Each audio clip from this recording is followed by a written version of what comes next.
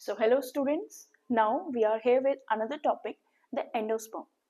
पिछले क्लास में हमने पढ़ा था डबल फर्टिलाइजेशन जहाँ पर दो फ्यूजन होते हैं. One is the simple fusion जिसे हम कहते हैं सिनगामी या फर्टिलाइजेशन या कहते हैं ट्रू फर्टिलाइजेशन, और दूसरा होता है ट्रिपल फ्यूजन जिसे हम कहते हैं वेजिटेटिव फर्टिलाइजेशन, जिसकी वजह से डेवलप होता है एक ट्रिप्लॉइड स्ट्रक्चर जिसे हम कहते हैं एंडोस्पर्म.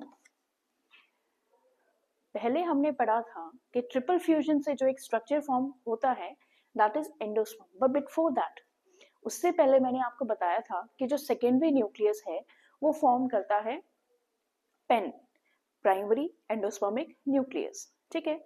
और दूसरा आपको बताया था कि सेंट्रल सेल जो है वो ट्रांसफॉर्म हो जाता है पीईसी में, प्राइमरी एंडोस्पर्मिक सेल में.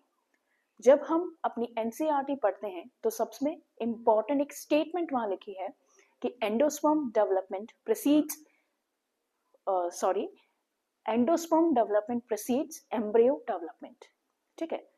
तो इसका क्या, इस स्टेटमेंट का मतलब है कि एम्ब्रियो फॉर्मेशन से पहले या एम्ब्रियो की डेवलपमेंट स्टार्ट होने से पहले एंडोस्पर्म की डेवलपमेंट होती है. ठीक है. तो वो कैसे होती है?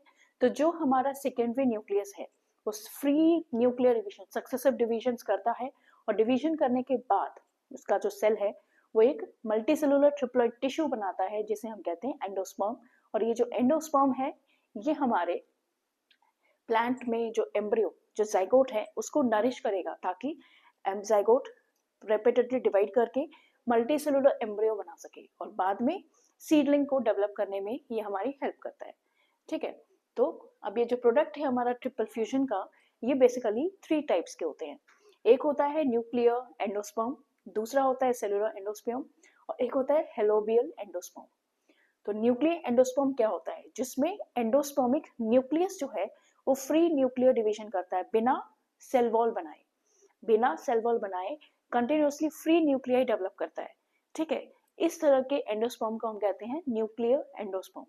ये जो न्यूक्लियर एंडोस्पर्म है बहुत ही कॉमन तरीके से आपको कोकोनट मिल्क में देखने को मिलेगा. एक्चुअली कोकोनट मिल्क जो हम कंज्यूम करते हैं that is actually nuclear endosperm.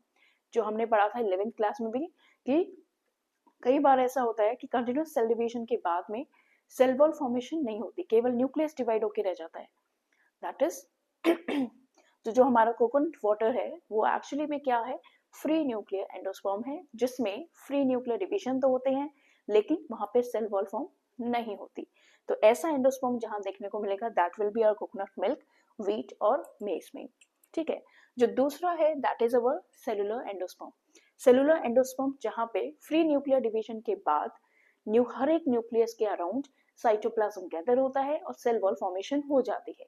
इस तरह के एंडोस्पर्म को हम कहते हैं सेलुलर एंडोस्पर्म.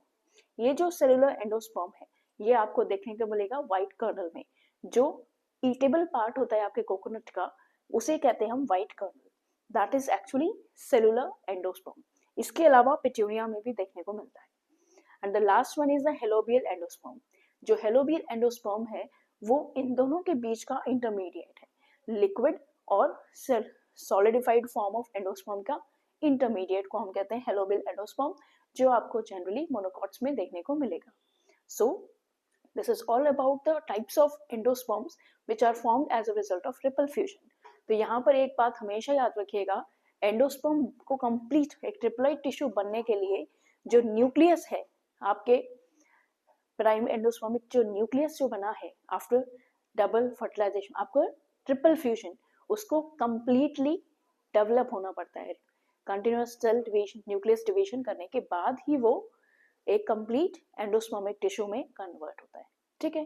तो this is all about endosperm. In the next video, I will tell you about how zygote will convert into an embryo and all the stages of embryo in a dicot as well as in monocot plants. Thank you.